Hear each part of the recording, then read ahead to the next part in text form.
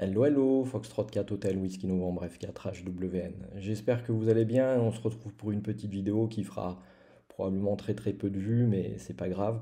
Je trouvais à la fois amusant et intéressant de vous faire une petite vidéo sur le sujet que vous allez découvrir.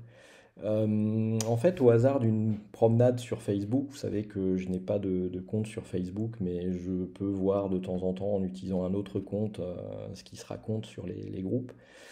Je suis passé sur un groupe Facebook anglo-saxon et j'ai été surpris par le message d'un membre de ce groupe qui était totalement atterré par le firmware 3.1, révolté, très très énervé le monsieur, hein, très très énervé et se plaignant qu'il y avait eu des modifications, qu'il avait changé des choses au niveau de ses canaux mémoire, etc. Alors un certain nombre de membres lui ont dit mais écoute, tout a été expliqué dans la vidéo de présentation et puis ça a été écrit à gauche ou à droite. Effectivement, cette version 3.1 modifie un certain nombre de choses, donc tout a été clairement expliqué. Ça n'a pas suffi, hein, le monsieur est très très énervé et je vais même vous montrer ce qu'il a carrément écrit. Donc c'est de l'anglais, hein, mais pour vous le traduire rapidement, en gros, il demandait à un de ses interlocuteurs, donc tu confirmes qu'en fait, il a sorti un firmware défectueux, en l'occurrence en parlant de moi, et rajoutant par derrière ben, que j'étais vraiment un abruti, hein. What a jerk, je pense qu'on pourrait le traduire comme ça. Donc très très très énervé Jim, mais je le remercie tout de même parce qu'il me donne l'occasion du coup de vous faire une vidéo. Donc il faut toujours utiliser ce genre de situation pour la retourner positivement et en faire profiter le plus de monde possible. Alors, comme vous l'aviez vu effectivement sur la version 3.1, il y a eu des modifications apportées notamment à la gestion des puissances. Et ça va me permettre du coup de vous expliquer des petites choses sur le stockage des données dans les proms du K5.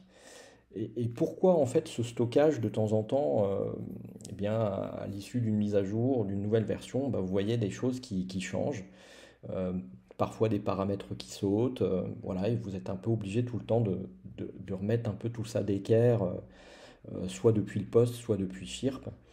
Eh bien, en fait, vous allez voir qu'il y a des explications qui sont totalement rationnelles, hein. Je le fais pas pour faire exprès ou ce genre de choses. Tout s'explique en fait. Alors, je vais revenir très très rapidement sur une notion qui est importante quand on parle de stockage de l'information, c'est les notions de bits et d'octets. Vous avez probablement déjà entendu ce terme. Bon, pour rappel, un octet, c'est 8 bits.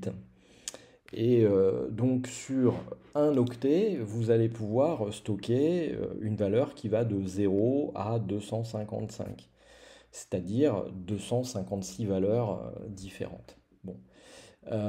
Maintenant, à partir du moment où vous développez sur un périphérique, en l'occurrence les Quansheng, où vous savez que la mémoire est une denrée rare, eh bien, vous n'avez pas forcément la possibilité de dépenser de la mémoire pour stocker tout et n'importe quoi.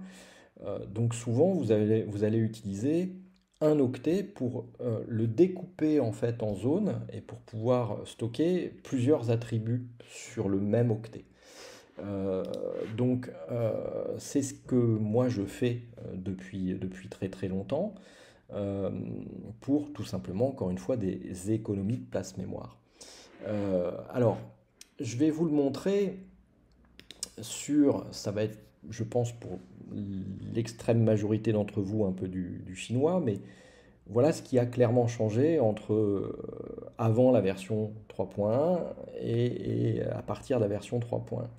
Donc là, jusqu'à la version du coup 3.0 et 3.0 inclus, vous aviez cette structure de données qui sert en fait, entre autres, hein, je ne vous montre pas tout le code, hein, tout est détaillé ici au niveau code, au niveau GitHub, vous pourrez aller voir si vous en avez la curiosité, mais là vous avez en gros une structure de données qui, en gros, sur un octet, va permettre de stocker 4 attributs de canaux mémoire. D'une part sur un bit, est-ce que on utilise le reverse? Sur un autre bit, quelle est la largeur de bande employée, en l'occurrence wide ou narrow. Euh, Ici, vous avez donc la puissance d'émission. Et puis, deux bits plus loin, parce que vous voyez 0, 1, 2, puis là on voit qu'on saute le bit 3, on passe directement au bit 4. On voit donc l'attribut Buzzy Channel Lockout. Euh, donc ce qu'il faut comprendre par rapport à une telle structure, c'est que par exemple si vous prenez le channel bandwise, il est stocké sur un bit, 0 ou 1. Et ça tombe bien puisque on n'a que à stocker wide ou narrow. Donc il n'y a que deux valeurs. Donc 0 ou 1, ça suffit. En l'occurrence, sur la puissance, là en fait, on sait que c'est stocké sur le bit 2 et le bit 3 qu'il y a ici, puisque c'est seulement après, au niveau du Buzzy Channel Lockout, qu'on passe sur le bit 4. Donc la puissance était stockée donc sur 2 bits, pour une raison toute simple, c'est que avant, nous avions cette configuration-là, c'est-à-dire que l'attribut output power, stocké sur du coup 2 bits, permettait donc de stocker 3 valeurs, et ça tombait bien puisqu'on avait le choix entre low, mid ou high. Donc, tout simplement, on pouvait stocker, si on mettait 0, en binaire ça correspond sur 2 bits à 0, 0. La puissance low, si on mettait 1, en binaire ça faisait 0, 1, c'était la puissance mid, et si on mettait 2, en binaire ça faisait 1, 0, toujours sur 2 bits, ça correspondait donc à la puissance high. Ce qui s'est passé à partir de la version 3.1, c'est que cette structure de stockage, elle a changé. Voilà à quoi elle ressemble. Alors, si vous comparez rapidement, vous dites, je vois pas beaucoup la différence. Regardez. Vous la voyez la différence? Elle est ici. Sur la version jusqu'à version 3.0, on a le output power qui est sur le deuxième bit, ensuite qui va concerner également le troisième bit, et le lockout est sur le quatrième. Là, on a toujours le power qui commence sur le deuxième bit, mais il mange également le troisième et le quatrième bit, et le lockout passe sur le cinquième. En clair et sans décodeur, ça veut dire quoi? Ça veut dire tout simplement que maintenant, puisqu'on a 3 bits de stockage, toujours sur le même octet, on va pouvoir stocker non plus maximum 4 valeurs, comme on pouvait le faire avant, on n'en avait besoin que de 3, donc ça logeait sur 2 bits, mais on va pouvoir stocker 8 valeurs. Et ça tombe bien parce qu'on en a besoin. En l'occurrence, voici maintenant les choix que vous avez à disposition. Si vous choisissez la puissance user, qui je vous le rappelle est ensuite paramétrable par le menu set power qui doit être le menu 56/64, ça correspond en fait au stockage de la valeur 0 qui sur 3 bits va donc être transposé en 0, 0, 0. L'O1, ça correspond à 1, ça fait du 0, 0, 1, etc., jusqu'à I qui correspond à 7 et qui correspond du coup en binaire à 1, 1, 1. Donc, on a tout simplement changé le stockage de la puissance en le stockant non plus sur 2 bits comme avant, mais sur 3. Et en mangeant un troisième bit comme on l'a fait, on a tout simplement été manger le bit qui, auparavant, était réservé à l'attribut Buzzy Channel Lockout. C'est pour ça que je vous ai donc suggéré de prendre le temps tout simplement de reprendre et de revérifier vos canaux mémoire au niveau de Chirp concernant la colonne puissance et la colonne dédiée au Buzzy Channel Lockout.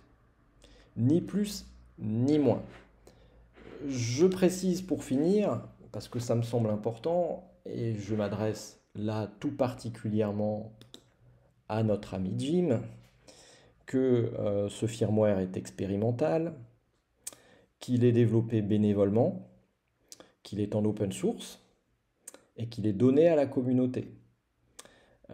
Il est normal à partir du moment où on fait évoluer un tel logiciel que des évolutions impactent le stockage des données dans les proms du Pocket. C'est inévitable. Si on ne veut pas devoir faire face à ce genre de choses, bah, il y a une solution, c'est d'acheter un Quanshine K5, de remettre le firmware d'usine et de s'en contenter. Mais ensuite, moi personnellement, je ne suis pas magicien, hein.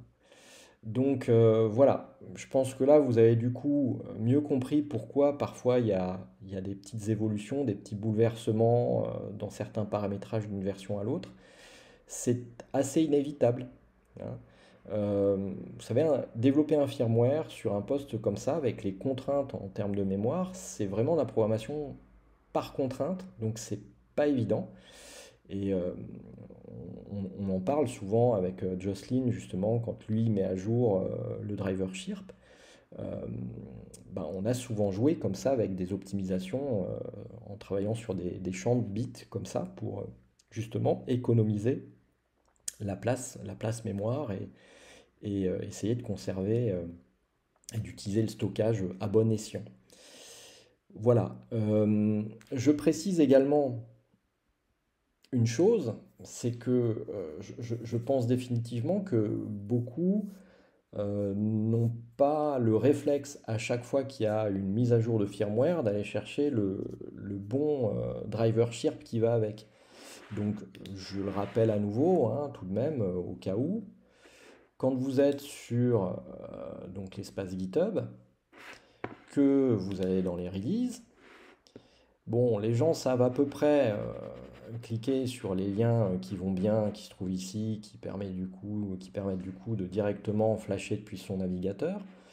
Mais je rappelle quand même qu'il n'est pas interdit de lire le reste. En l'occurrence, d'ailleurs, j'avais mis un petit message en anglais dans la langue de Shakespeare, donc je pense que Jim aurait pu le lire. Euh, bon, visiblement, ça n'a pas été le cas. Je vous rappelle que vous avez un lien qui permet d'aller sur l'espace dédié au driver Chirp. Et en l'occurrence ici, vous trouverez un driver Chirp pour la version 3.1. Mais sinon, si vous êtes plus feignant, tout simplement dans les pièces jointes qui se trouvent ici, vous avez les différents binaires et le driver Chirp également qui se trouve là. Donc, à partir du moment où vous flashez et que vous mettez en plus à jour Chirp avec le bon module, tout de suite, ça se passe beaucoup mieux. Bon. Et ensuite, je vais vous montrer également quelque chose, parce qu'a priori, je pense qu'il y en a plein également qui ont des problèmes sur l'utilisation de Chirp. Donc, on va s'y intéresser. Vous voyez, par exemple, là, j'ai des colonnes. Je peux passer ligne par ligne et aller altérer ma puissance, etc., etc. Mais je peux très bien aussi sélectionner tout ce bloc. Voilà. Donc là, j'ai sélectionné un bloc complet. Je fais un clic. Je vais dans Propriétés. Et ici, on voit puissance. Bah, par exemple, je sais pas, je vais le mettre à l'O5, 1 watt. Et je fais appliquer. Et voilà, toute ma sélection est passée à 1 watt. Si je refais mon clic propriété et que je reviens ici et que ici je choisis à nouveau la puissance user comme c'était avant, non, je crois que j'étais en lot 1 carrément. Voilà, je suis repassé en lot 1. Donc franchement, comment dire, voilà, ensuite faire plus simple, c'est compliqué quoi. C'est compliqué. Alors je rappelle pour terminer également que depuis le début, toujours à l'attention de mon nouvel ami Jim, j'ai précisé clairement ici que ce firmware n'avait pas de véritable cerveau et que j'invitais tout le monde à utiliser le leur. Voilà. Je vous souhaite une excellente soirée. Comme d'habitude, sous la vidéo, vous avez la description. Et sous la description, l'espace de commentaires pour les questions, les remarques ou les insultes. D'ici là, amusez-vous bien, en espérant que cette version 3 points correspondent à vos attentes. Pour l'instant, les retours sont bons, donc je suis plutôt content. Et puis, on se retrouve très vite pour de nouvelles aventures. 73 à tous, prenez soin de vous. 4HWN en QRT. Ciao, bye bye.